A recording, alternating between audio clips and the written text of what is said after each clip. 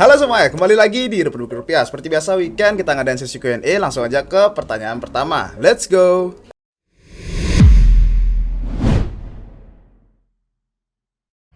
Oke, pertanyaan pertama. Aku masih awam di dunia kripto, Min. Ada saran buat pemula untuk belajar di mana? Dari Les Viola.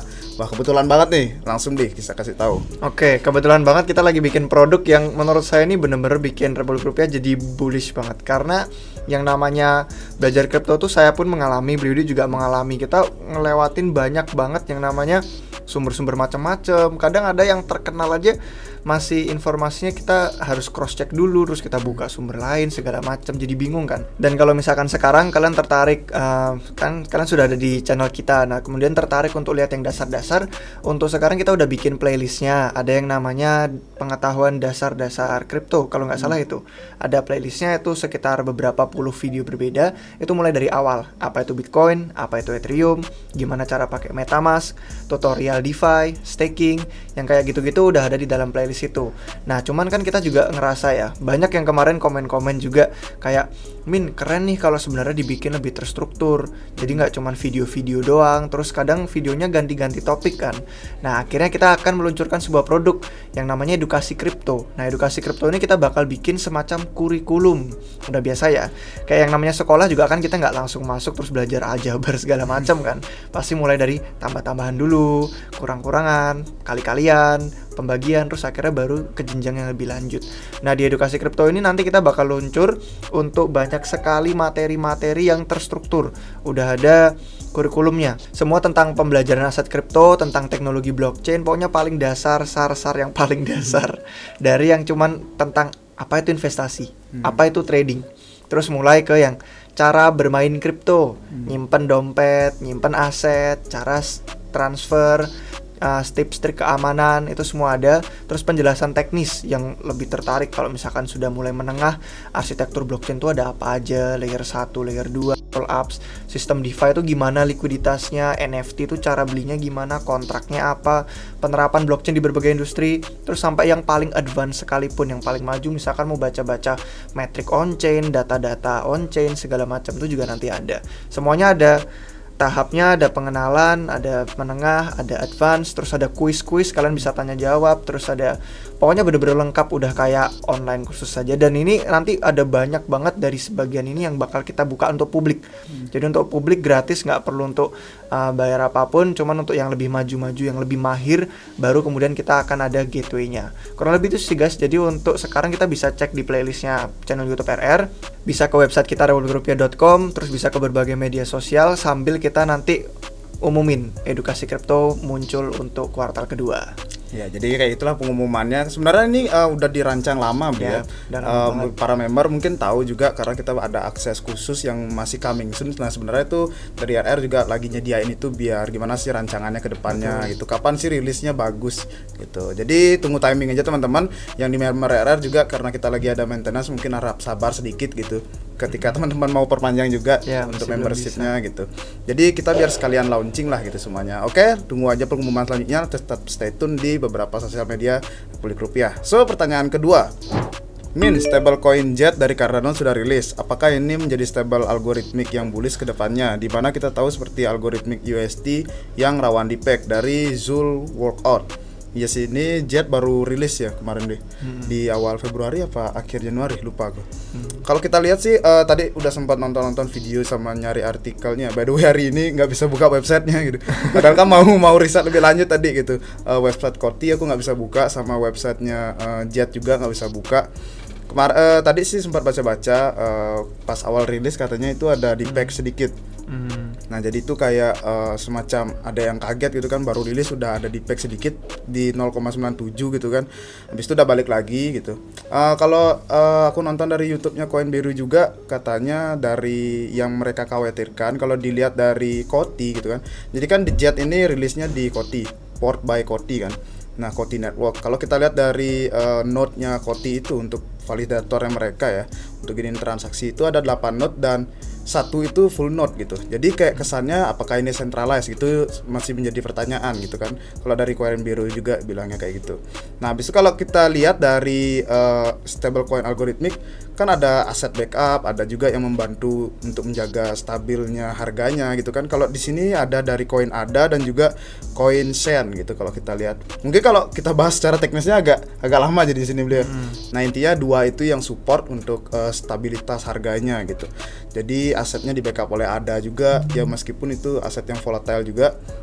Dan kalau kita lihat sistemnya dia itu pakai minting dan burning juga. Jadi teman-teman yang punya ADA bisa minting stablecoin di Jet ini. Kalau dari beli gimana nih? Ya, kalau dilihat-lihat sih secara singkat kayak modelannya DAI-nya MakerDAO di Ethereum ya, karena kan dia perlu untuk ada kolateral tertentu untuk bisa minting itu. Jadi artinya supply-nya tuh nggak keluar kecuali ada kolateral yang masuk. Terus kalau nggak salah kemarin baca Beliudi ngomong ada sekitar 400% ya untuk kolateral. Tapi kalau saya baca di CoinDesk kalau nggak salah ada 600. Intinya yang manapun angkanya ini bagus karena kolateral atau cadangan mereka itu lebih gede daripada nilai aset sebenarnya. Artinya dia nggak bakal ada yang namanya kejadian bank run. Jadi orang-orang nggak perlu khawatir kalau mereka mau redeem aset mereka dari stablecoin Jet, the Jet, gimana lah cara bacanya ini, itu ada nilai yang 4 kali lipat atau 6 kali lipat lebih gede daripada aslinya.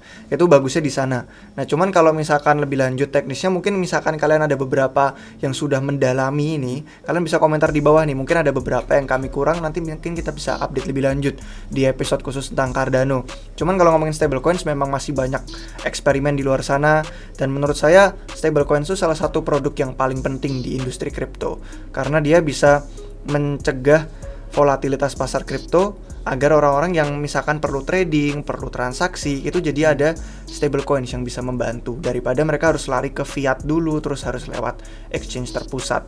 Nah, jadi ini merupakan kabar yang bullish dari Cardano karena Jet itu bisa membantu lewat stablecoins yang baru eksperimen. Cuman kita tinggal lihat aja nanti ke depannya apakah bisa bagus ini karena sudah ada banyak stablecoins yang hancur dan ada beberapa yang stablecoinsnya bisa bertahan. Cuman sejauh ini baru USDT USDC yang terpusat.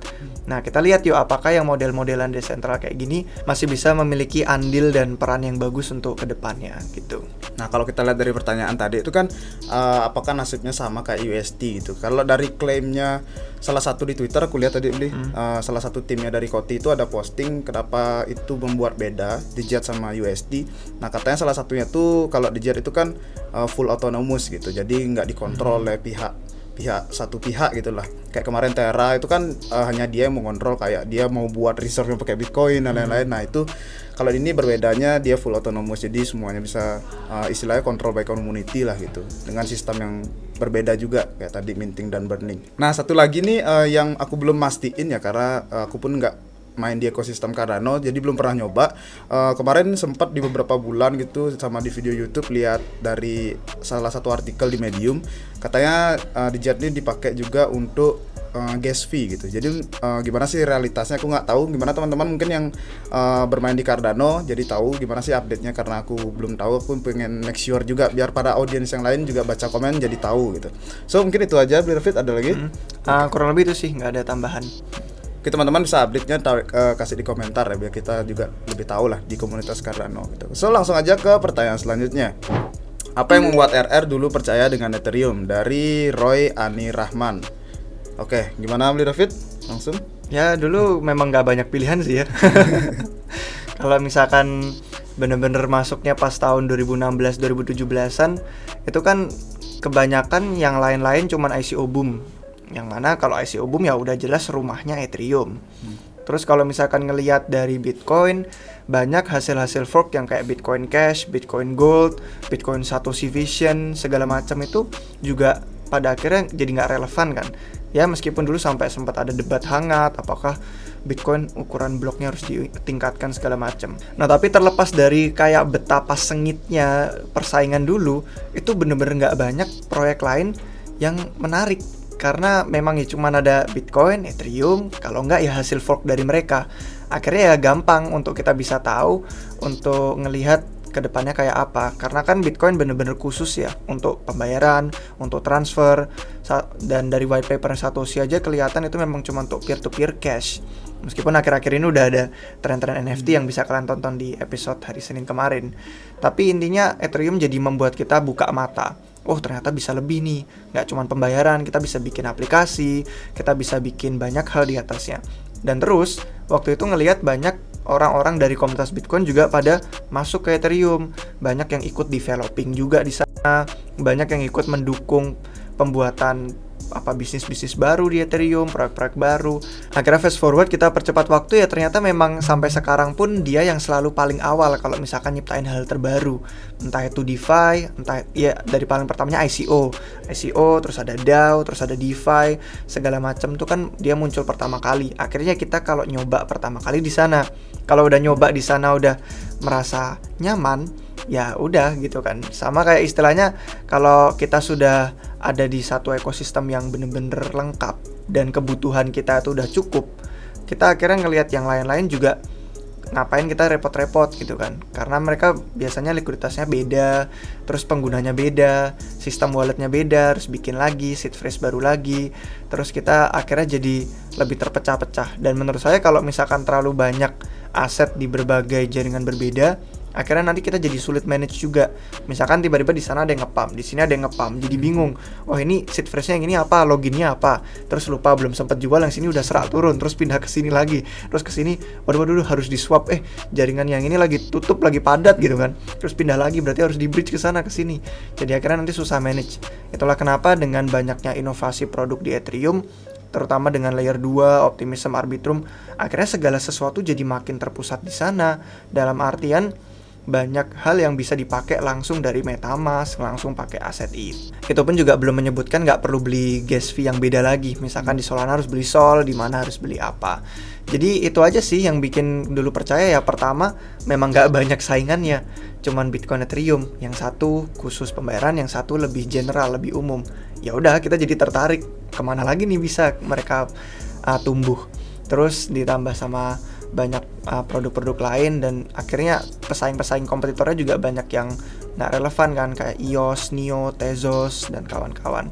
Akhirnya ya udah jadi makin nyaman dan kebutuhan sudah dipenuhi sih. Mungkin kalau misalkan explore ya kita juga explore kan ya.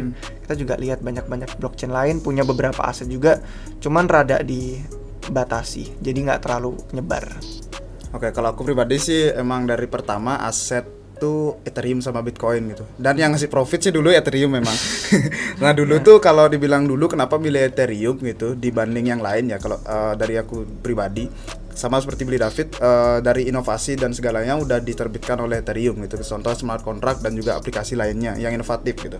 Jadi kenapa dulu aku tuh jarang main di Ethereum, cuman megang asetnya aja, karena kan Ethereum tuh dulu mahal, belum ada layer 2 dan lain-lain gitu. Jadi tertarik masih megang asetnya aja gitu, belum masuk ke DeFi dan lain-lain karena masih mahal banget gitu kan. Aku mikirnya ya udahlah hold aja dulu gitu. Habis itu pas sudah ada perkembangan sampai sekarang ada L2 dan lain-lain, baru sekarang aktif banget main di ekosistemnya di on-chain. Nah kalau dulu tuh aku mikirnya gini, kenapa di Ethereum lebih enak, lebih terjamin main di ekosistemnya daripada layer 1 lainnya yang murah lah untuk gas fee-nya kan. Tapi kalau kita lihat dari quality dan quantity, nah coba jadi sudut pandangnya ke sana kan. Kalau udah ada aplikasi yang build di atas Ethereum, itu artinya udah mainnya quality gitu kan. Kualitasnya udah di Ethereum, habis itu dengan gas fee yang mahal, orang-orang masuk ke sana dengan berani spending gas fee yang mahal tuh istilahnya quality-nya udah teruji gitu. Jadi bukan kita lihat, aku bukan menjelekkan layer 1 yang lain, aku juga main di layer 1 yang lain kayak Avax, BSC dan lain-lain. Nah itu banyak banget produk yang di sana tuh build yang ada kopas-kopas lah istilahnya. Kayak ini ada DeFi trend, abis itu mereka buat sama juga, sistematisnya sama juga. Jadi kita kadang bingung gitu kan, mana sih yang benar-benar berkualitas gitu kan. Emang beberapa ada kok yang berkualitas, aku juga main. Jadi kayak gitu sih untuk di awal-awal kemarin gitu sih. Nah lagi satu nih, kalau David kan bilang tadi kalau pindah lagi ke aset lain, lagi buat wallet baru dan lain-lain, susah juga manage-nya gitu. Itu ada benernya juga. Mungkin teman-teman bisa lihat semuanya tuh yang lain-lain itu mau terkoneksi dengan EVM gitu kan.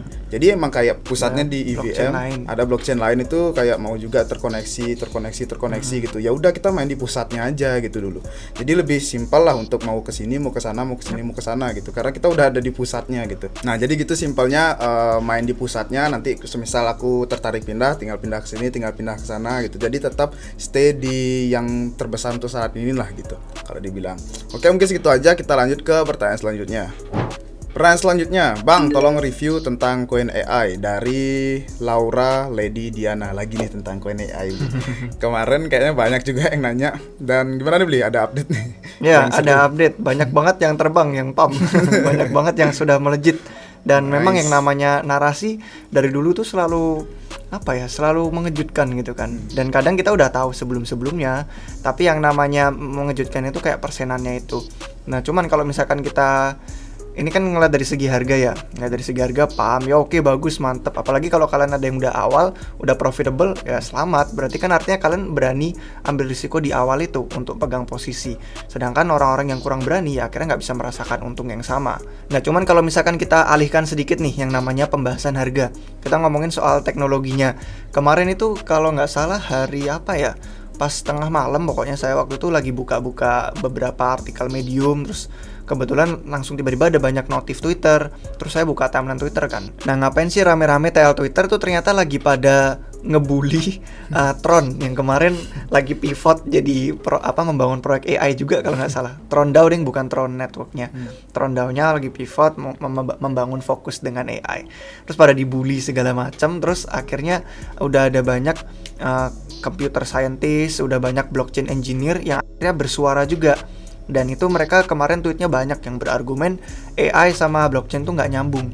Karena yang namanya AI itu butuh komputasi yang bener-bener berat banget kan. Dan komputasi yang berat itu jauh lebih efisien dilakukan dari sistem yang tradisional, yang terpusat. Jadi daripada dipecah-pecah, terdistribusi di seluruh global, itu lebih mudah dalam sebuah server khusus saja yang memang yang namanya untuk ngeproses tenaga komputasi itu. Jadi akhirnya kayak Andrew Kronya sampai kesel gitu kan. Andrew Kronya kemarin juga ditanyain, kapan nih Phantom pivot ke AI gitu. Si Andrew Kronya kesel, dibilang kayak ya sama aja kayak apa sih kemarin dia analoginya, pokoknya adalah nggak nyambung gitu kan. Kayak misalkan McDonald disuruh bikin laptop gitu kan, atau kayak si Apple disuruh bikin burger gitu kan. Intinya nggak nyambung lah. Terus ada beberapa developer lain juga kayak yang dari Solana, ada juga yang dari Ethereum. Ada beberapa computer scientist dari Web2 juga yang pada komen, ini semua kebanyakan cuman gimmick-gimmick gitu kan. Karena nggak segala sesuatu harus masuk blockchain, dan nggak semua yang masuk blockchain pun butuh token kripto. Jadi kalau kita ngelihat ya, saya sendiri kan bukan orang teknis, jadi saya cuma bisa ngelihat pengalaman mereka yang ngoding, yang programming segala macam. Terus saya ngelihat latar belakang mereka yang memang ngerti tentang sistem komputasi, dan mereka bilang nggak nyambung AI sama blockchain karena yang satu kurang efisien, yang satu lebih efisien di tempat tradisional. Akhirnya ya pendapat kami masih sama. Kalau memang cuan itu karena pada digoreng token-tokennya. Itulah kenapa bisa nge-pump, terus narasi komunitas pada FOMO, terus dipikir bakal the future segala macam, akhirnya jadi terbang. Dan kalau dari segi fundamental, dari segi teknologi, masih belum masuk akal sih sejauh ini ngelihat dari argumen-argumen orang-orang yang pada full time di dunia teknologi ini. Nah, kalau menurut Bliude gimana nih? Iya sih, masih kayak kemarin-kemarin pendapatnya juga sama Gabriel David juga. Jadi mungkin belum waktunya untuk bahas-bahas lebih lanjut, karena ya itulah mungkin korelasinya blockchain sama teknologi AI.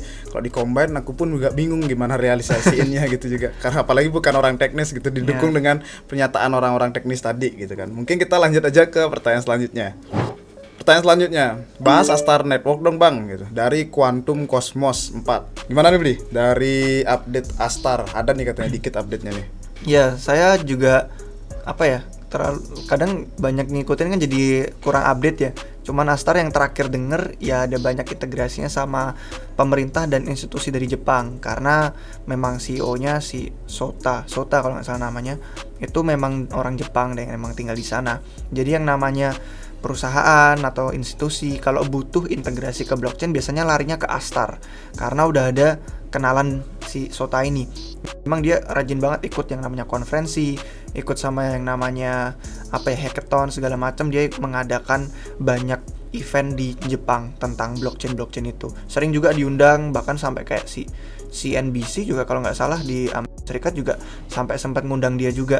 Jadi kalau bisa dibilang kelihatan kayak integrasinya sejauh ini Astar Network itu semacam blockchain resminya Jepang kalau orang-orang pada nyari integrasi. Nah, cuman untuk detail lebih lanjut saya belum ngikutin. Mungkin ada beberapa dari kalian yang nonton memang suka sama Polkadot sama patennya Astar Network, bisa komen di bawah nih untuk lebih lanjut biar Quantum Cosmos ini jadi tahu lebih lanjut tentang Astar. Oke, mungkin segitu aja untuk sesi Q&A hari ini. Thank you teman-teman udah nonton sampai akhir. Jangan lupa like dan subscribe dan nantikan konten-konten menarik lainnya dari Republik Rupiah. See you on the next video. Cheers.